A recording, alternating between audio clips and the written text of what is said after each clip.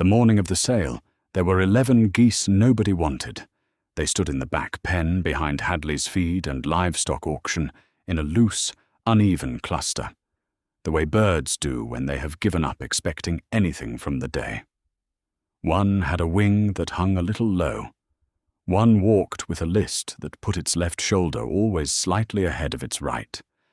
Two had crooked keels, the breastbone curved like a question mark instead of the clean, straight line a buyer wanted to see. One had a beak that closed wrong. One was the runt of a brood that had otherwise been sold the week before, and it stood at the edge of the others as if it knew it was extra. The rest were the kind of birds that auctioneers describe by saying nothing and moving quickly past. Margaret Vance, who was 23 years old that November and had been back in Sutter County for 9 months, stood at the rail in a wool coat that had belonged to her grandmother and watched them. She did not lean. She did not call out. She held a small notebook against the rail with her thumb and looked at each goose in turn, taking her time, the way a person looks at a row of books in a library before deciding which one to open. Behind her, 3 men from the larger farms over by Caney Fork were already laughing, because they had been laughing for most of the morning and saw no reason to stop. Beau Crenshaw, who ran 400 acres of broiler houses and considered himself the resident authority on anything with feathers, leaned on the rail beside her without being invited and said, "Those aren't going to make you a dime, honey." Margaret did not look at him. She wrote something in her notebook. The auctioneer, a tired man named Riggs, who had been calling sales at Hadley's for 31 years, took the 11 geese as a single lot at the end of the poultry section because nobody had bid on them individually, and he wanted to go to lunch. He opened at $10 for the lot. Nobody moved. He dropped to 5. "Nobody moved," Beau Crenshaw said, loud enough for the back row. "Give 'em away, Riggs, and put the rest of us out of our misery." There was a ripple of laughter. Margaret raised one finger. Riggs squinted at her, then at the geese, then at her again, and said, "Sold to the young lady for $5, and may the Lord have mercy." Beau Crenshaw turned to her with a grin that was not quite cruel and not quite kind, and said, "What in the world are you going to do with 11 crooked geese, Maggie Vance?" Margaret closed her notebook. "Roast them," she said. The men laughed harder, because they assumed she was joking, and because the idea of someone roasting crooked geese as if they were show birds struck them as the kind of thing a city-returned girl with no sense would say. She walked past them to pay Riggs his $5 in singles and ones, and she did not look back at the pen until the money had changed hands and the birds were, by every law that mattered in Sutter County, hers. If you are still with me this far, do me one small favor before we go on. Tap the like button so this story finds the people who need it, and drop a comment telling me what town or city you are watching from. I read every one of them, and I love seeing where these stories travel. Now let's begin. Margaret Vance had come back to her grandmother's farm in February, when the ground was still hard and the wind off Pine Ridge cut sideways across the bottom fields. She had not come back because she had a plan. She had come back because her mother had called her one Tuesday evening in Knoxville and said, "Your grandmother is not as steady as she used to be, and somebody ought to be there." And Margaret, who had been working a job in a downtown office that she did not love and did not hate, and could not quite remember why she had taken, had given 2 weeks' notice on Wednesday morning, without telling her mother she had done it. She drove up in a hatchback with everything she owned in the back seat, and a coffee gone cold in the cup holder. And when she pulled up the long gravel drive and saw her grandmother standing on the porch in a barn coat and rubber boots with her hands in her pockets, she understood, in a way she hadn't understood on the phone, that she was not going back to Knoxville. Her grandmother, whose name was Ada Vance, and who had lived on that farm for 61 years, looked her granddaughter up and down once, and said, "You brought too many shoes." Margaret said, "I know." Ada said, "Come inside, the coffee is hot." That was the whole reunion.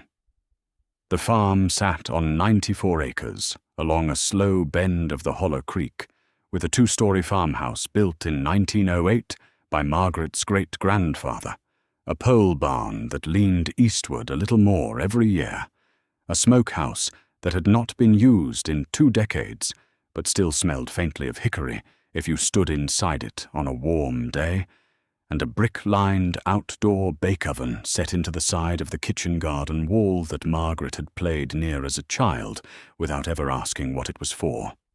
Her grandfather Harlan, who had died when Margaret was 11, had built that oven himself the year he and Ada were married, laying every brick with his own hands over the course of one long summer. Ada used it sometimes for bread, and once a year at Thanksgiving for a turkey, she insisted tasted of nothing else, but mostly it sat under a canvas tarp and waited.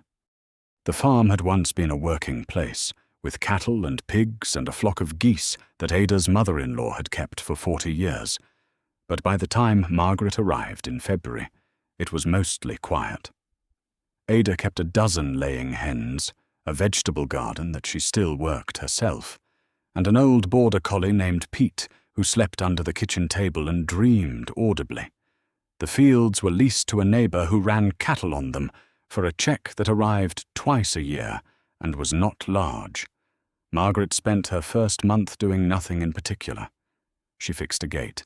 She cleaned out the smokehouse. She read through 3 shelves of her grandfather's books in the back room, most of which were about animals or weather or carpentry. She walked the property line in the cold and tried to remember what she had loved about it as a child. And in the evenings, she sat across the kitchen table from Ada and listened to her grandmother talk, which Ada did rarely and never at length, but which Margaret had learned long ago to value the way a person values rain in August. It was in March, on an afternoon when the first real warmth had come up through the fence posts, that Margaret found the ledger. She was in the back room, sorting through a chest of her grandfather's papers, trying to decide what could be thrown out and what Ada would want kept. And at the bottom of the chest, under a stack of seed catalogues from the 1970s, she found a leather-bound book the size of a Bible with the words Vance Farm Records, 1948 to 1971, written on the spine in a careful slanted hand. She brought it to the kitchen table and opened it under the lamp. Inside, page after page, her grandfather Harlan had recorded everything the farm had done for 23 years. Bushels of corn, pounds of pork, the price of feed, the weight of every hog at slaughter, and across one long section near the middle, a meticulous accounting of the goose flock that his mother had kept, and that he had eventually taken over. How many birds, what they ate, what they weighed, what they sold for, and in a tighter hand at the top of one page, a sentence that made Margaret stop reading and sit back in her chair. The crooked ones her grandfather had written are the ones that lay down the best fat. Do not cull them. Roast them slow in the brick oven, and the people will come from 3 counties. She read it twice. She closed the ledger. She did not say anything to Ada that night, but she put the book on the shelf above her bed, and in the morning, before the sun was fully up, she went out and stood in front of the brick oven for a long time, looking at it the way she would later look at the 11 geese in the pen at Hadley's, and she began, without quite admitting it to herself yet, to make a plan. She did not tell Ada about the ledger for almost 2 weeks.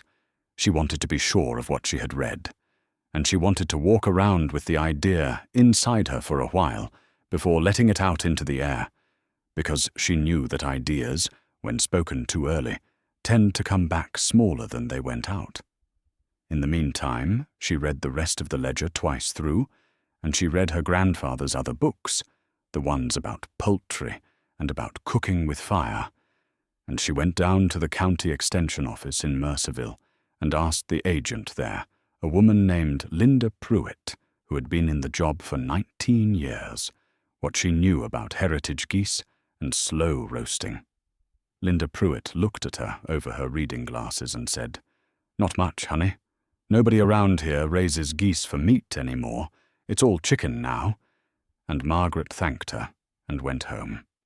When she finally told Ada, on a Sunday evening in late March with the supper dishes still on the table, she did not lead up to it.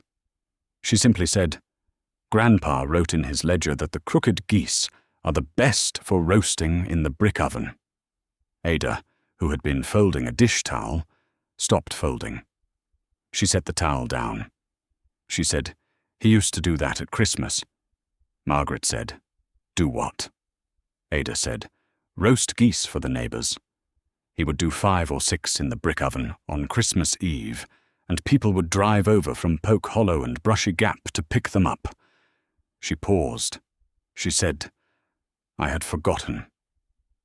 Margaret asked her why he had stopped, and Ada said, "He didn't stop. He died, and there was nobody to do it after." And the oven went cold. The two of them sat at the table for a while without speaking. Then Ada said, "The crooked ones were always the best. The straight ones were too lean. He used to argue with the men at the feed store about it, and they would tell him he was a fool, and he would smile and not answer them, because he had already eaten and they had not." Margaret said, "I think I want to try." Ada looked at her for a long moment. She said, "Then try." That was the whole conversation. In April, Margaret began to prepare.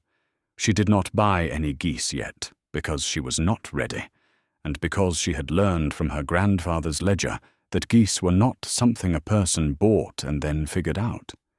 She cleaned the brick oven first. She pulled the canvas tarp off and swept out the ash that had been sitting in the firebox since the last time Ada had used it, and she scrubbed the brick face with a wire brush until the soot came off in flakes, and the original color of the bricks, a deep red-orange with streaks of grey, came back to the light. She checked the chimney for nests, and found 2, both old, and pulled them out with a hooked piece of wire. She had a mason from over in Cookville named Dwight come out and look at the structure, and he walked around it twice and tapped on it with the handle of his trowel and said, "Your grandfather knew what he was doing. This thing will outlast both of us." Margaret asked him what it would cost to repoint the joints, and he quoted her a price that was less than she had feared, and she paid him in cash from the small savings she had brought from Knoxville.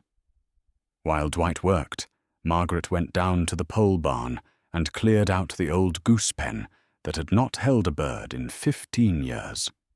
She replaced the rotted boards on the south side. She rebuilt the small pond at the back of the pen with a liner and a hose that ran from the spring. She fenced the run with new wire because the old wire had gone brittle. She did all of this in the mornings before the heat, and in the afternoons she sat on the porch with her grandfather's ledger and her own notebook and worked out, in pencil, what she would feed, how much it would cost, and what she could realistically charge. The numbers were small. She was not aiming yet at a business. She was aiming that first year at a Christmas. In May she went to her first auction at Hadley's, not to buy, but to watch. She wore the wool coat even though the day was warm, because she had learned that the men at the back rail noticed who you were and decided things about you fast, and she wanted to look like a person who had been to auctions before.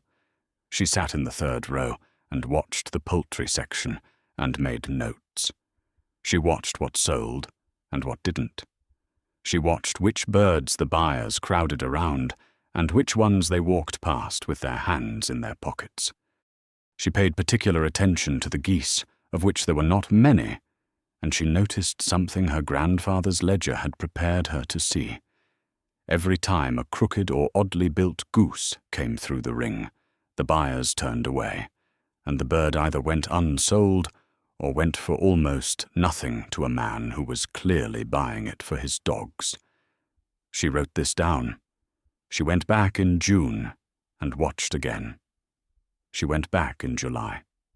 By August, the men at the back rail had begun to nod at her when she came in, and Beau Crenshaw had started calling her Maggie Vance instead of Honey, which was, she understood, a small promotion. In September, she bought her first 2 geese, a pair of crooked-keeled yearlings that the seller had been planning to take home and butcher because no one wanted them, and she paid $4 for the pair and carried them home in a cardboard box in the back of her hatchback. Ada watched her unload them into the pen and said, "Those are ugly birds." Margaret said, "I know." Ada said, "Your grandfather would have loved them." She walked back to the house without waiting for a reply.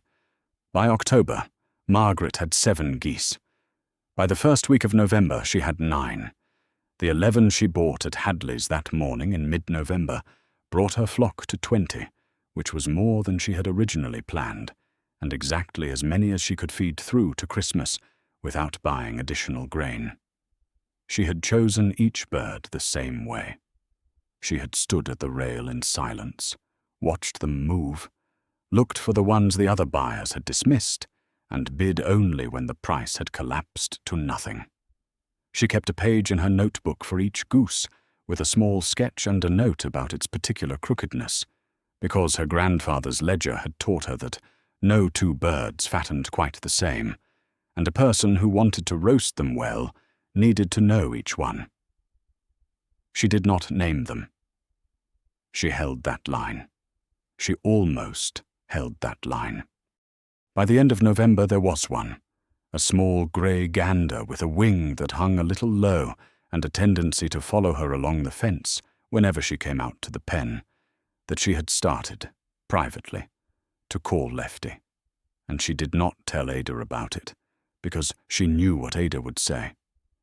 Ada would say, "Do not name what you are going to eat," and Ada would be right, and Margaret would have to agree, and then she would go on calling him Lefty anyway.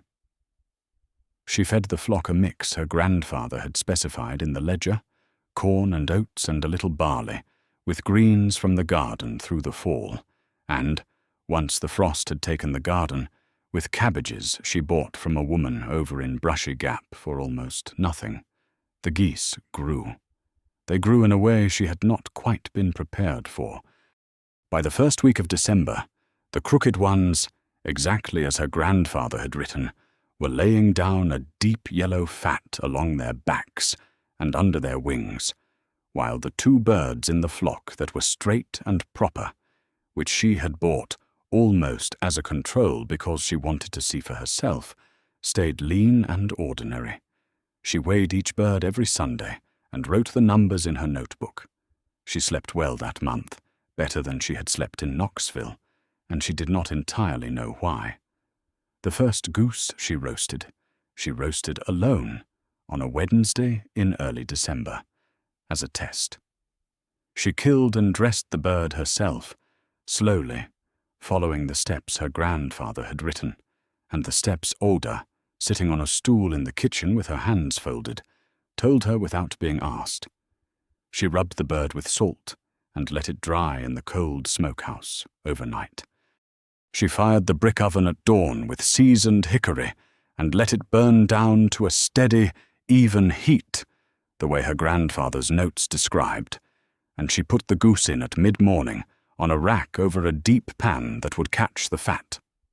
She did not open the oven for 4 hours.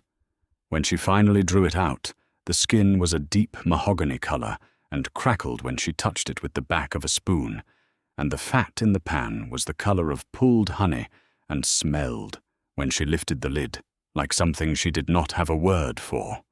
She carried it into the kitchen on the rack and set it on the table in front of Ada. Ada looked at it for a long time. She did not speak. She took a small knife and cut a sliver from the breast and put it in her mouth, and chewed slowly. And Margaret watched her grandmother's face, and saw, for the first time in months, the particular look that Ada wore when something had reached her that she had not expected to be reached by. Ada swallowed. She said, "That is your grandfather's goose." Margaret said, "Is it?" Ada said, "Exactly." She cut another piece and ate it, and then she put the knife down and looked at Margaret across the table and said, "You are going to need more ovens." Margaret laughed, because she thought Ada was joking. Ada was not joking. She did not laugh back.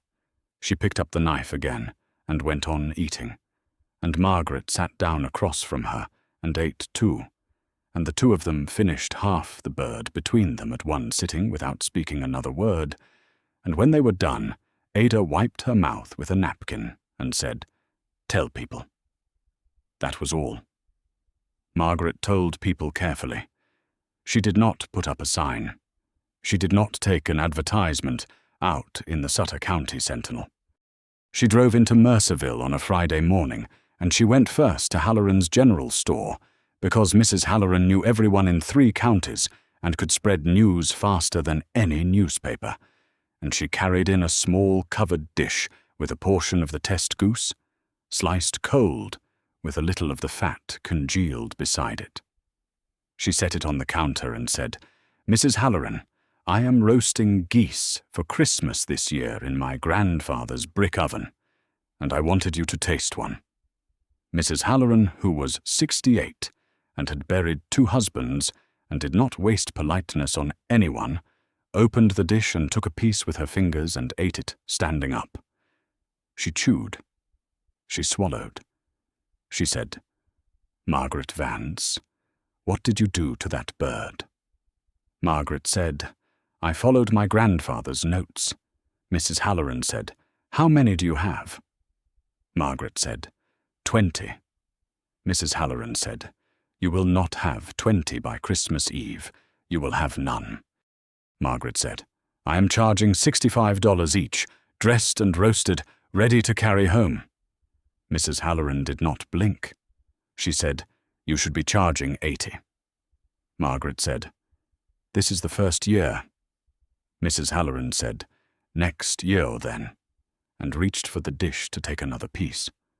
By the time Margaret left the store an hour later, having drunk a cup of coffee at the counter and listened to Mrs. Halloran tell her 3 different stories about her grandfather that she had never heard before, 4 women who had come in for other reasons had been handed slivers of cold goose on saltine crackers and had walked out with Margaret's phone number written on the back of a feed store receipt.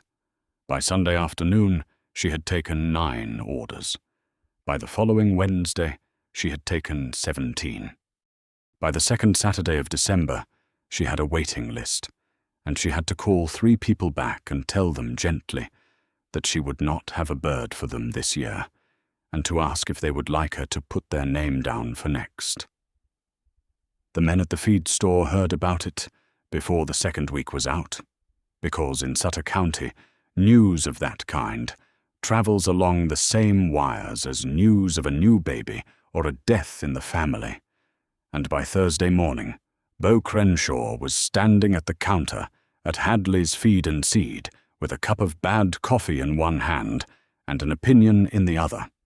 He said, loud enough for the 3 men around him, and the 2 more pretending not to listen from the back, that Vance girl is going to learn the hard way that a goose is a goose, and you cannot get $65 out of a $5 bird no matter what kind of oven your grandfather built. Earl Whitaker, who ran the register and had known Margaret since she was small, said nothing and rang up Beau's salt blocks. Beau went on. He said, "Mark my words. Come January, she'll be eating crow and selling that hatchback to pay her feed bill, and the rest of us will go back to running things the way they ought to be run." He had meant it as a prediction of failure. It had turned out, though he did not know it yet, to be a prediction of something else entirely.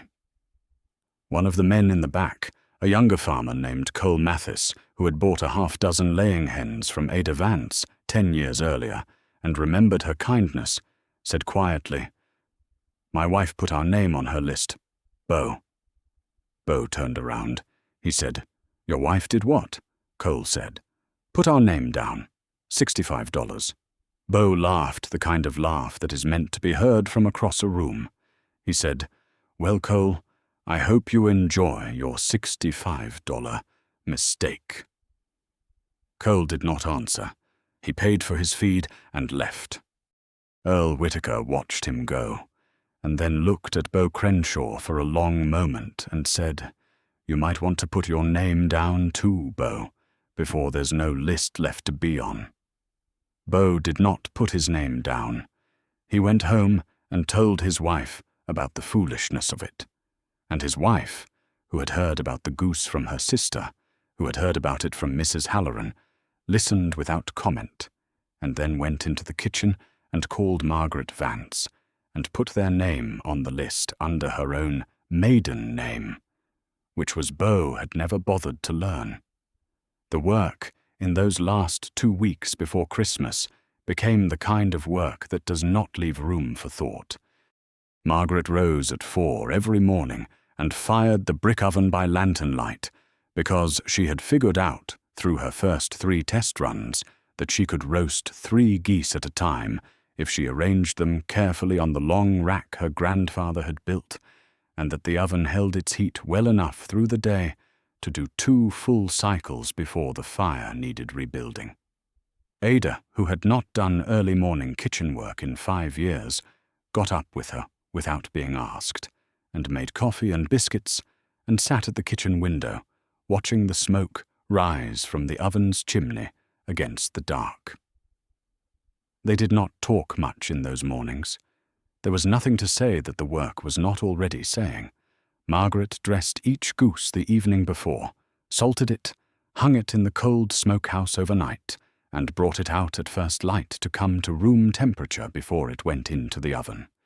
She wrote down the start time and the weight and the bird's number from her notebook on a slip of paper she pinned to a board on the smokehouse door, so she would not lose track. She pulled each finished bird out herself, carried it into the kitchen on the rack, let it rest under a clean cloth for an hour, and then wrapped it in butcher paper tied with kitchen string and labelled it with the name of the family who had ordered it. She placed each wrapped bird in one of the wooden crates her grandfather had built for hauling apples, lined with clean towels, and carried the crates out to the smokehouse, which she had cleaned and chilled and was now using as a holding room. Cole Mathis came by on the second Saturday and asked if she needed help, and she said yes before she had finished thinking about it, and he showed up Sunday morning at 5 with his 16-year-old son Wyatt in tow, and the 2 of them split and stacked hickory for her for 4 hours without asking for anything in return. When she tried to pay them, Cole shook his head and said, "You'll roast ours when the time comes, and that's pay enough."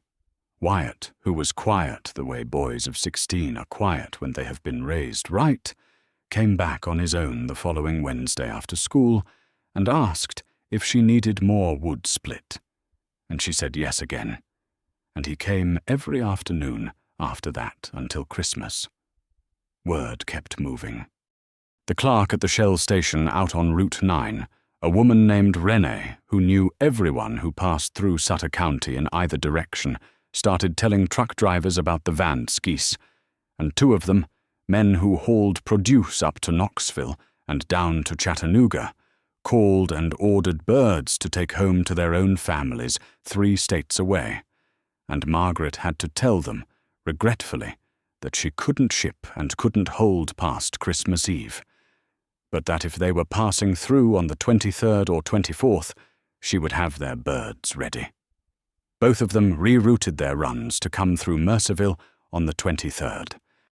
A chef from a small restaurant in Knoxville, whose mother had grown up in Poke Hollow and had heard about the geese from her cousin, drove the 3 hours up on a Tuesday in the middle of December to taste one, and Margaret, who had been roasting an extra bird that day, for Ada and herself, cut him a plate at the kitchen table, and watched him eat it in silence, the way Ada had eaten the first one.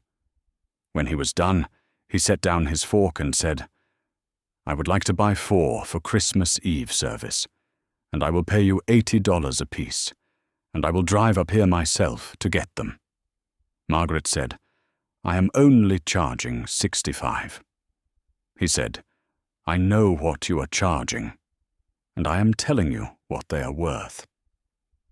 She put him down for 4. She raised her prices on the waiting list, gently, to $75, and not one person on the list asked to be taken off. 2 days before Christmas Eve, on a grey morning with the kind of low sky that promises snow without delivering it, Beau Crenshaw drove up the long gravel drive in his big red pickup and parked beside the pole barn and sat in the cab for almost a full minute before he got out. Margaret was at the oven, sliding a bird onto the rack, and she saw him through the smoke and did not stop what she was doing. He walked over slowly, with his hands in his coat pockets and his cap pulled low, and he stood at a polite distance from the oven and watched her finish.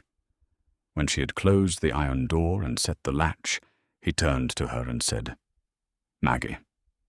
She said, "Beau." He looked at the oven. He looked at the smokehouse. He looked at the line of wooden crates stacked against the wall, each one labelled in her clear hand with a family name and a delivery time. He said, "My wife put our name on your list." Margaret said, "I know she did." He said, "I did not know until last night." Margaret said, "She is on it, Beau.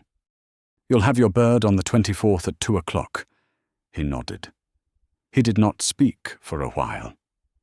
Then he said, "I was wrong about this." He said it without making a production out of it, the way a man states a fact he has finally decided to stop arguing with. Margaret did not gloat. She did not even smile. She said, "That's all right, Beau." He said, "No, it isn't, but I appreciate you saying so."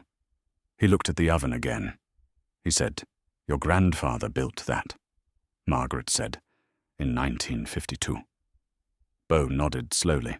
He said, "My daddy used to talk about Harlan Vance's Christmas geese. I thought he was making it up." Margaret said, "He wasn't." Beau said, "I see that now." He stood there a minute longer, and then he said, "If you need anything, hauling or splitting, or a hand on Christmas Eve when it gets thick, you call me. I mean it." Margaret said, "I will." He nodded once more and walked back to his truck and drove off down the gravel drive, and Ada, who had been watching from the kitchen window the whole time, came out onto the porch in her barn coat and said, "What did Beau Crenshaw want?" Margaret said, "To apologize." Ada said, "Did he do it right?" Margaret said, "Yes, he did." Ada said, "Well." She went back inside. Christmas Eve came in cold and clear, with a hard frost on the grass and the kind of stillness in the air that makes every sound carry for half a mile. Margaret had been roasting since 3 in the morning. By 10 o'clock the first families had begun to arrive, pulling up the gravel drive in pickups and station wagons, and one ancient Lincoln, and Margaret had set up a small table beside the smokehouse with the crates arranged by pickup time, and Ada sat in a chair by the table in her best wool coat and a knit hat with a small holly sprig pinned to it, and she handled the money while Margaret handed over the birds. Wyatt Mathis, who had asked if he could come help on the day itself, stood by the gate and directed cars where to park, and his father Cole stood by the oven and tended the fire so Margaret would not have to leave the table. By noon there was a line of vehicles down the gravel drive almost to the county road. People had brought thermoses of coffee and were standing around in small clusters in their heavy coats, talking, and Margaret could hear, in pieces, what they were saying to each other, and most of what they were saying was about her grandfather. An old man she did not recognize, who turned out to be a cousin of Harlan's from over in Brushy Gap, came up to her with tears in his eyes and said, "I haven't smelled that smell in 30 years, child. Thank you." Mrs. Halloran came in person to pick up her bird, even though she had said on the phone she would send her grandson, and she stood for a long moment in front of the oven with her hands folded, and said, "Your grandfather would be proud of you, Margaret Vance." And Ada, sitting at the table behind them, said clearly, "He is." Mrs. Halloran turned around and looked at Ada, and the two old women looked at each other for a beat, and then both of them, almost at the same time, gave one small nod, and that was the whole exchange, and Mrs. Halloran took her goose and went home. The chef from Knoxville came at 1 o'clock with a cooler in the back of his car, and took his 4 birds, and handed Margaret an envelope with $320 in cash and a handwritten note that said, "Please put me down for 12 next year. And if you ever want to talk about doing this for restaurants year-round, call me." And he gave her his card and shook her hand and drove away. Beau Crenshaw came at 2 o'clock exactly by himself in the big red pickup.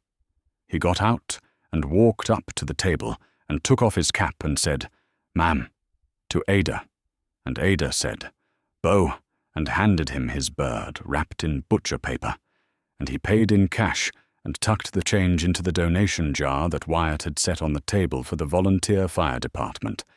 And he said, "See you next year, Maggie," and Margaret said, "See you next year, Beau." And he got back in his truck and drove off, and Cole Martis, watching from the oven, raised an eyebrow at her, and Margaret only shook her head and went back to work. The last bird went out at 4:15 in the afternoon, to a young couple who had just moved up from Atlanta and had heard about the geese from their neighbor on their second day in town, and who had stood in line for an hour and a half in coats that were not warm enough and had not complained once. When their tail lights disappeared down the gravel drive, Margaret stood for a moment beside the cold edge of the oven with her hands at her sides, and looked out across the bottom fields, which were silver with frost in the late light, and she felt something settle in her chest that she hadn't known was unsettled. Ada came up beside her and put a hand on her arm, which Ada almost never did, and said, "That's done." Margaret said, "That's done." They went inside together. Cole and Wyatt had stayed to help clean up, and the 4 of them sat down at the kitchen table at 6 o'clock to a supper of ham and biscuits and green beans that Ada had somehow found time to put together between transactions, and afterwards Margaret counted the day's takings at the table while the others drank coffee, and the number, when she had it, was larger than she had let herself expect. She had grossed, between the deposits taken in advance and the cash collected that day, just over $4,200 for the season. After feed and wood and the mason's bill and the wire for the pen and the butcher paper and string, she had cleared a little over $3,000. It was not, by the standards of Beau Crenshaw's broiler operation, a large number. By the standards of a 23-year-old girl who had come home in February without a plan, it was something else. She wrote the number in her notebook under the column for the year, and she closed the book, and she sat for a long time with her hand resting on the cover, and Ada, watching her from across the table, said, "Your grandfather would have written it the same way." Margaret said, "In pencil." Ada said, "In pencil." They both smiled, small smiles, and that was the closest either of them came that evening to saying out loud what the day had meant. Winter passed slowly after that, the way winters do in Sutter County, with snow that came in early January and stayed for 3 weeks, and a stretch of cold in February that froze the spring line and made Margaret haul water to the geese in buckets twice a day. She had kept back 4 breeding birds from the original flock, 2 ganders and 2 geese, all of them with the deep, crooked keels her grandfather had prized, and she had begun to think, in the long evenings by the wood stove, about what the next year might look like. She did not want to grow too fast. She had read enough of her grandfather's ledger to know that the farms that had failed in his time were almost always the ones that had tried to double in a season, and she had no interest in becoming a cautionary tale. She wrote out, in her notebook, a plan that would take her flock from 20 to 35 by the following Christmas, and from 35 to 50 the year after, and no further than that until she had figured out whether she could build a second oven without compromising the first. Ada read the plan over her shoulder one evening and said, "That is about right." Margaret said, "You think so?" Ada said, "Your grandfather went from 12 to 40 over 6 years. You are moving a little faster, but you have the demand for it." Margaret said, "Do you think I should slow down?" Ada thought for a moment. She said, "No." She said, "But do not borrow money." Margaret said, "I wasn't going to." Ada said, "Good." She did not say anything else about it for the rest of the winter, but Margaret noticed that the leather ledger from the back room had moved, at some point in February, from the shelf above her bed to the small table beside Ada's chair in the front room, and that her grandmother had taken to reading it in the evenings, with her glasses on the end of her nose, and a finger moving slowly down the columns. In March, on a morning when the first crocuses had come up along the south wall of the smokehouse, Ada did not come down for breakfast at her usual time. Margaret waited 20 minutes, and then went upstairs and found her grandmother, sitting up in bed with her hands folded on top of the quilt, awake, looking out the window at the bottom fields. Ada said, "I am not getting up today." Margaret said, "Are you sick?" Ada said, "I am tired." She said it the way she said most things, plainly, as a fact offered for consideration. Margaret sat down on the edge of the bed. Ada said, "I want you to know something." Margaret said, "All right." Ada said, "Your grandfather told me, the year before he died, that one of the grandchildren would come back and start the geese again. He did not know which one. He said it would be whichever one had the patience for it. I thought for a long time it would be your cousin Daniel, because he was the quiet one. But it was you." Margaret did not speak. Ada said, "I am glad it was you." She reached out and patted Margaret's hand once, briefly, and then withdrew her own. She said, "Go on and feed the birds. I will come down later." Margaret went down and fed the birds, and when she came back up at noon, Ada was asleep. And that evening, Ada came down for supper and ate a small bowl of soup and went back to bed early, and the next morning she was up at her usual time and made the coffee herself, and neither of them spoke about the conversation again. But Margaret understood, in the way a person understands these things without being told twice, that her grandmother had said what she had said, because she had wanted to say it while there was still time. And Margaret began, from that morning forward, to watch Ada more closely, and to memorize the small things, the way she folded a dish towel, the way she held a cup with both hands when the morning was cold, the way she stood at the kitchen window in the early light and looked out at the bottom fields as if she were having a conversation with someone Margaret could not see. Spring came on fully in April, and Margaret began the year's work. She built 2 new sections onto the goose pen. Using lumber she milled herself from a poplar that had come down in the February storm, and she expanded the pond, and she ordered, from a hatchery in Pennsylvania that her grandfather had used in 1968, and that, to her astonishment, still existed, 25 goslings of a heritage breed that the catalogue described as prone to keel deformities and recommended only for experienced keepers. When the box arrived at the post office in Mercerville, the postmaster called her at 6 in the morning to come pay.